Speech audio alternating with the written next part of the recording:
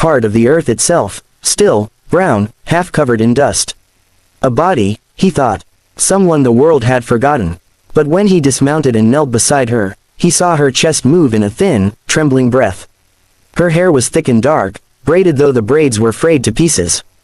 Her clothes, once carefully made, were torn by travel and hunger. Her face was sunburned, but her features were unmistakably Apache. Elias didn't hesitate. He slid his arms under her and lifted her carefully, as though she were a wounded bird that might break if touched too roughly. She did not wake. She simply breathed, shallow and fading, like life itself was slipping from her fingers. The ride back was slow. He held her steady against him and spoke to her even though she likely could not hear. "You stay with me now," he murmured. "You're not gone. Not today." When he reached his ranch, he did not bring her into the house. He knew better. She was a stranger, confused, frightened if conscious, and his home was full of unfamiliar things. Instead, he carried her to the barn where the air smelled of hay and warm horses, where no walls would make her feel trapped. He laid her on a pile of clean quilts and covered her shoulders. Then he lit a small fire in a metal basin and warmed broth from the stovepot. She woke in the middle of the night. Her eyes opened slowly, focusing on the flickering orange firelight. Elias sat nearby, his back leaned against a wooden post, hat tilted low but eyes open. She stared at him for a long moment before whispering, voice rough like sand. "You are not afraid of me." Elias lifted his head. His voice, like always, was quiet but steady. "No, no reason to be afraid." She studied him, as if weighing the truth of his words.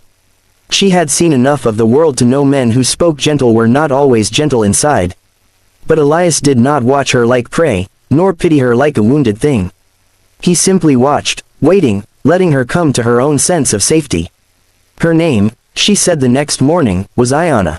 She spoke the name with reverence, as though it were a memory and not just a sound. In the days that followed, she regained her strength slowly. Elias gave her space, but not distance. He cooked meals, always placing them near her and stepping back, never forcing conversation. She observed everything, the way he brushed the horses, the careful manner he mended fences, how he thanked the animals softly under his breath. To her, these were signs of a man whose heart was not hardened by the world, even if life had every reason to do so. He learned more of her story in fragments, like pieces of pottery scattered across the ground that needed gentle hands to piece together. Her tribe had been removed from their home territories. Those who survived had traveled for weeks, some dying from hunger, others from the cold mountain nights. Her parents had both passed, her brothers and sisters scattered to unknown destinations. She had tried to follow their trail, but winter had swallowed the trail, leaving her wandering without direction. Elias listened without pressing her for more. When her voice broke, he did not reach for her. He simply sat closer. There were moments of silence that were not empty, but shared. One evening, after she had regained most of her strength, they walked along the pasture fence.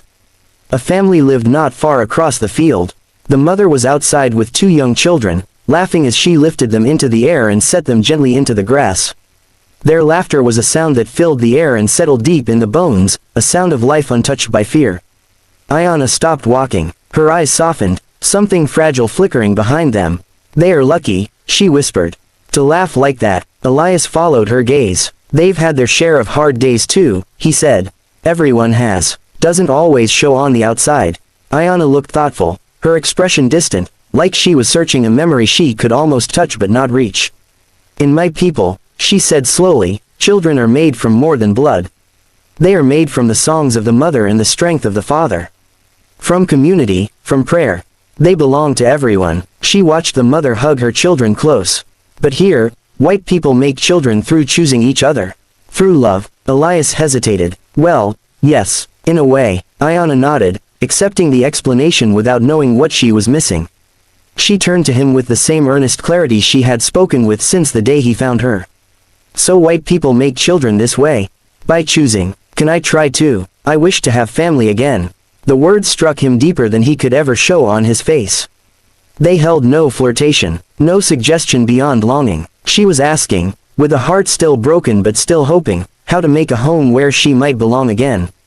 Elias didn't correct her. Not yet, not clumsily, not in a way that would wound. Instead he stepped closer and laid a steady, warm hand atop hers. "Ayanna," he said quietly, You don't need to make a family to have one. You just need to stay, and be stayed for. If you stay here, you won't be alone. Her breath broke, not in tears, but relief so deep it trembled through her entire body. For the first time, her smile appeared. Small, soft, real, but the world always has a way of noticing what it doesn't understand. And the world of Willow Creek had already begun to whisper. The sun had risen high enough to soften the chill of morning, though there was still a gentle coolness riding the breeze as Elias and Iona stepped back out into the dusty main road. The saloon doors swung shut behind them with a hollow thud. Neither spoke for several minutes. Elias waited because he understood silence. Iona stayed quiet because she was thinking, absorbing, placing what she had just learned into the quiet corners of her spirit. They walked slowly toward the hitching post where Elias's horse was tied. The animal snorted and pawed the ground, sensing their nearness. Iona lifted her hand and brushed her fingers along its neck, humming a soft, steady tone. Not a song for others, but one for the horse alone. A rhythm of comfort. The animal lowered its head and stilled, the tension leaving its muscles as though it had exhaled something heavy. Elias watched her. There were things about her he did not understand, but that did not make them foreign or strange to him, just different. Indifference was not threatening unless a man chose to make it so. "Are you all right?" he asked, his voice low, careful. Iona nodded, though her eyes were distant. "I learned something today." The question I asked, it was not the question they heard. Elias tilted his head, encouraging her to continue. "When people speak where I come from," she said slowly, "we try to listen for the heart beneath the words. But here, they listen only to the words on the surface. I must remember that." Elias leaned against the fence rail. "They weren't laughing at you. They were laughing because they didn't understand you, and they didn't know how to handle that." Iona's gaze returned to him, warm but searching. "Will they always fear what they do not understand?" He didn't have to think long. "Most do. Some don't. Those are the ones who matter." She considered this. "Then I will learn to speak in both ways, so I may be understood by those who wish to listen."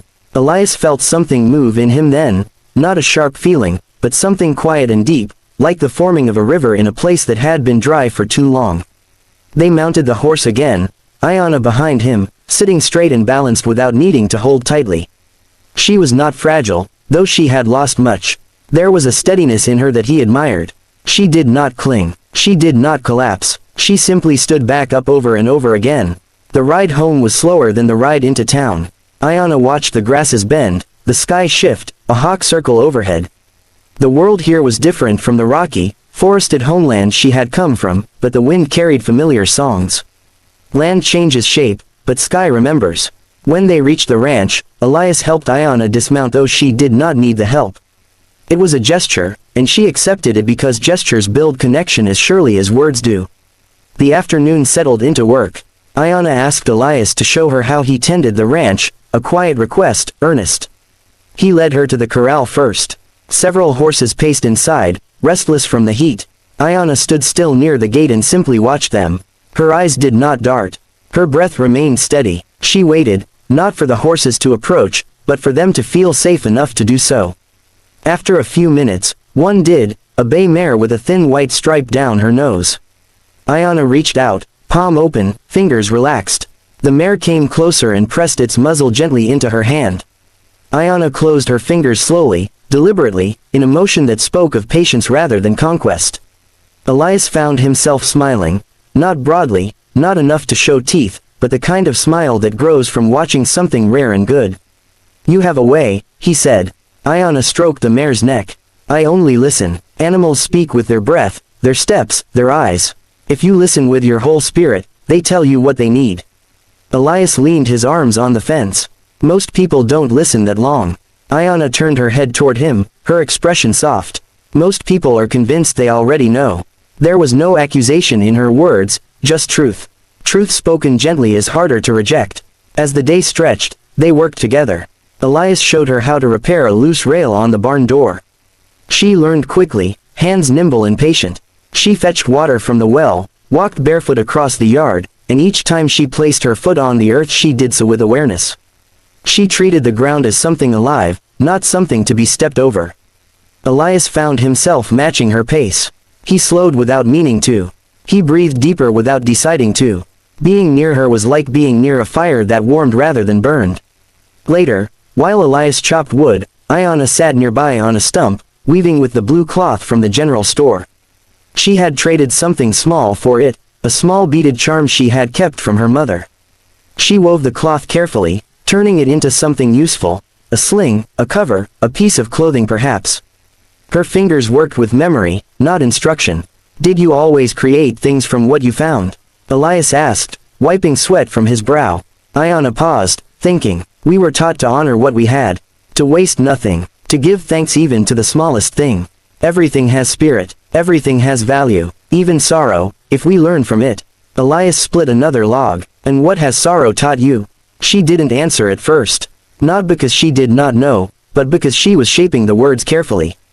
Sorrow taught me that I am still here, she finally said. Even when everything else is gone. The simplicity of it struck him harder than any confession could have. The sun dipped lower, shadows lengthened. They ate dinner by lantern light, beans, cornbread, and black coffee. Ayana ate slowly, tasting each bite. She did not take food for granted. She had once walked days without any. After they finished, she spoke again, her voice gentle. I wish to do for this place what you have done for me, she said. You gave me space to heal. I will help make this land strong. I will make this place, home. The word home lingered like the glow of a fading fire. Elias nodded, not a big gesture, just one that meant everything. And somewhere in the quiet of that evening, without ceremony, without declaration, without need for explanation, they had already begun to build the family she had asked about. Not through blood, not through misunderstanding, but through kindness chosen again and again.